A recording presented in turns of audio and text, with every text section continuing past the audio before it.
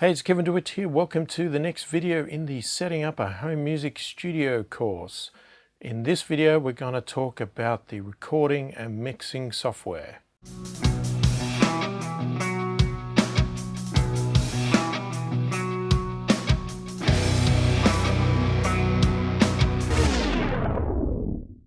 So recording or mixing software, also commonly known as DAW or Digital Audio Workstation, sort of a term that everybody uses, but that generally term encompasses the PC as well.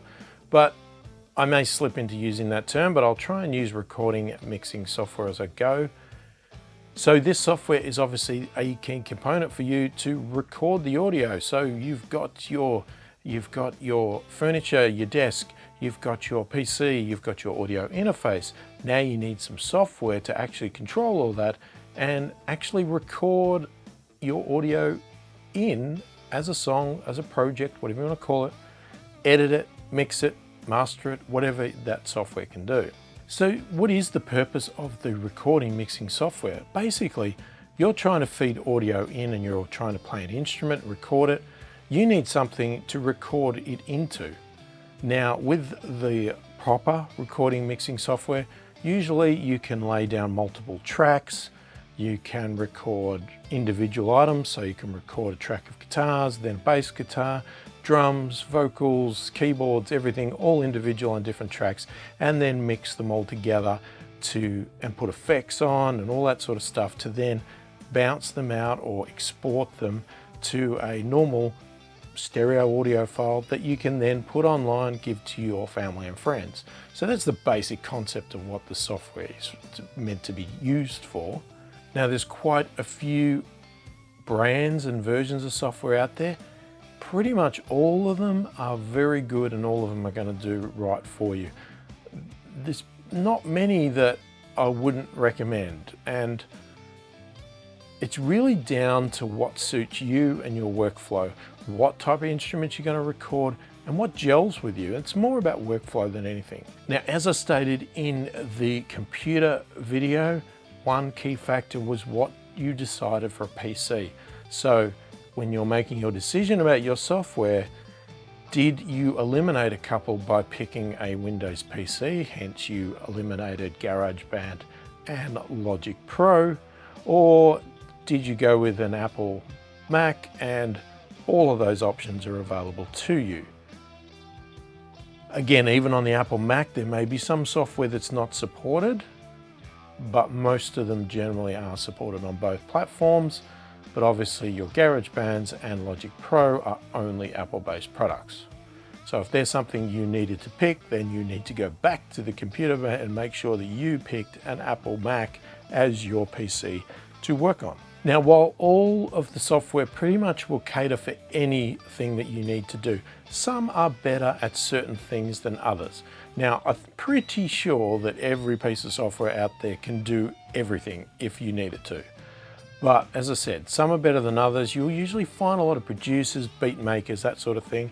They like to, a lot of the time, not all the time, lean towards things like Reason, Ableton Live, Fruity Loops, those sort of programs. Now, these are programs that I haven't really used, so I don't know a great deal about them, but I have heard a tendency of them being liked by people like that like to arrange music and things like that, as opposed to recording live bands. Now, it's not to say they can't record live bands. I'm assuming they can, but they're just better at doing other things. Whereas things like Pro Tools and Cubase, while they can also do all of that stuff, they're better at recording normal instruments and, you know, people playing in bands, etc.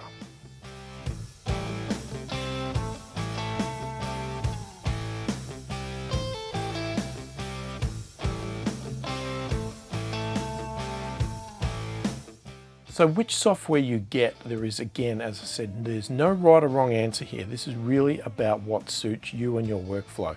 Every piece of software is good, but it doesn't mean every piece of software you are going to like. Some of them are going to function differently than others, and you're going to gel better with one over another.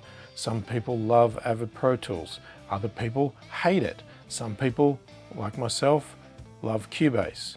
Again, some people hate that. And same with all the other options. You know, one piece of software may not work for me, but it may work for you. So when you're looking at reviews and demos and stuff, take people's opinions into it, but then make sure you try it yourself. Get demos, get trial versions, and have a play with them. Some of the software even has free versions. Okay, so you can get those. They're not time limited. You can use them forever. You may find the free version is so good that you don't even need to get a paid version. But most of those free versions will be limited. So you might hit walls in those free versions that frustrate you and make you start to dislike the software. So just keep that in mind, that if you start to dislike a free version of software or a demo version of software because of some limitations, just think about, will those limitations be gone if I get the paid version? Because if they can, then you may like the software in the end. But I definitely recommend trialing the software out, because as I said, everything looks good on paper. What looks good in YouTube videos from demonstrations and things like that, when you actually get your hands on the software, that may change your opinion totally. You may hate that software. You may just not even know how to work it, or get frustrated by you having to do this or that.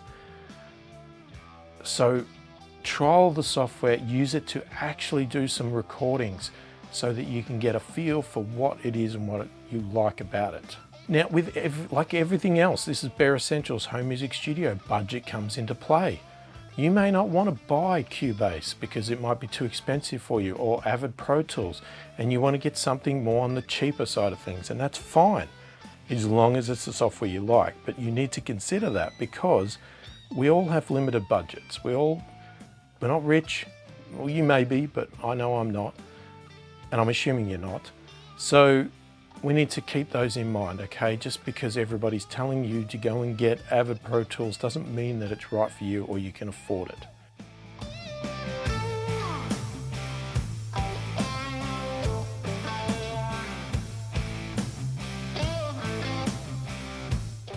Now, another thing I also like to recommend people is, are you going to be working with other people?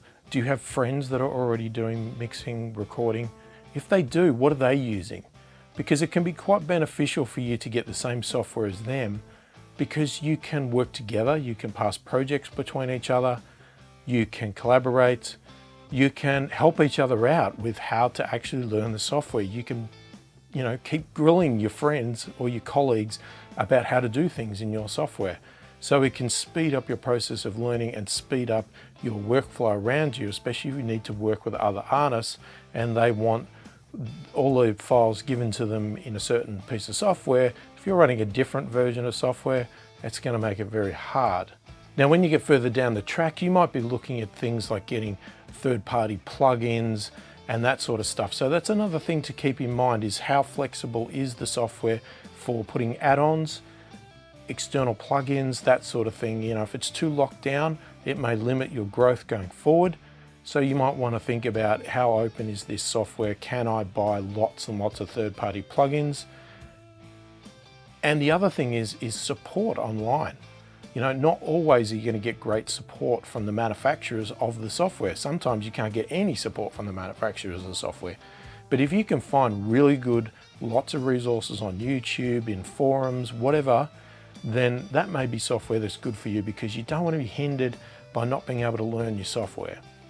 All right, so you might find certain softwares don't have a great presence online, and it's going to be a lot harder for you to find the help that you need to get going.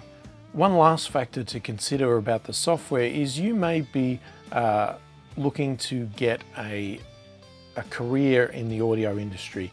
You might be a student right now in an audio school, or you're an older person that just wants to get into a career in the audio industry, and you're looking at getting into not only building yourself a home music studio to practice in and work after hours, but also trying to get a job in professional music studios.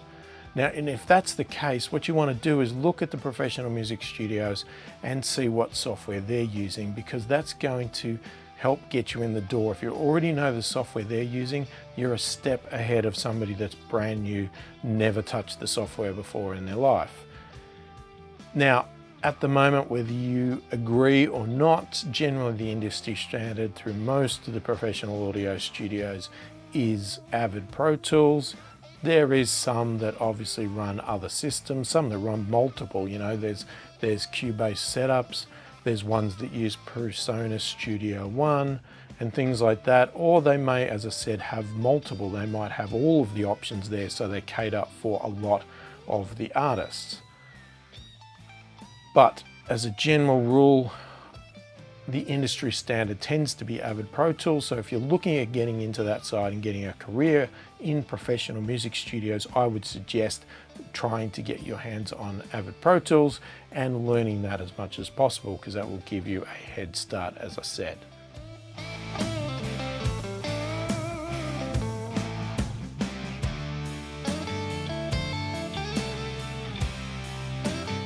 Now, me personally, for my choice, I am currently using Steinberg Cubase. I really like it. It suits me. I am a very detailed technical person because I sort of have a background in IT. So the layout of it gels with me. It has a nice workflow. It is artistic, but it is very detailed as well. So some people can find it a little bit overwhelming, but I don't. I find it works really well with my workflow. Now, in the past, I was a big fan of Avid Pro Tools. I have used PreSonus Studio One, which I think is fantastic. I've used Cakewalk Sonar. I have used Logic Pro. I've used almost all of them. And at each time that I did use them, I loved every single one of them. And switching between them slowed me down every time because I had to learn a new system. But the fundamentals are all the same through pretty much all the software. It's just learning the different flows and the different layouts and the different GUIs and how to do little bits and pieces. But any one of them is good. But at the moment, I was with Pro Tools for a very long time. I sort of fell out of favor with them because of their pricing models and not releasing features and stuff, which they have improved on now. But I decided to change to Cubase because Cubase had the most features for me. It gelled with me, and I had used it a long time in the past as well. So that's what I'm using, and that's the reason I'm using it. So don't necessarily go with my judgment here. As I said, it is a personal choice. So try them all out, see which one works best for you. Now, if you have any questions about the software or anything else, please don't forget to leave them in the comments. I'm happy to answer any questions and guide you through this process. So go and check out some products online, look at some tutorials, videos, demonstrations, get some trial versions and download them and try them out on real sessions, install them, see what you think, and if you like them, go to the PDF, get the worksheet out and start to fill out, make your choices, and start to fill that out to lock in what software you're going to be possibly purchasing if you haven't already got software now. And I will catch you in the next video.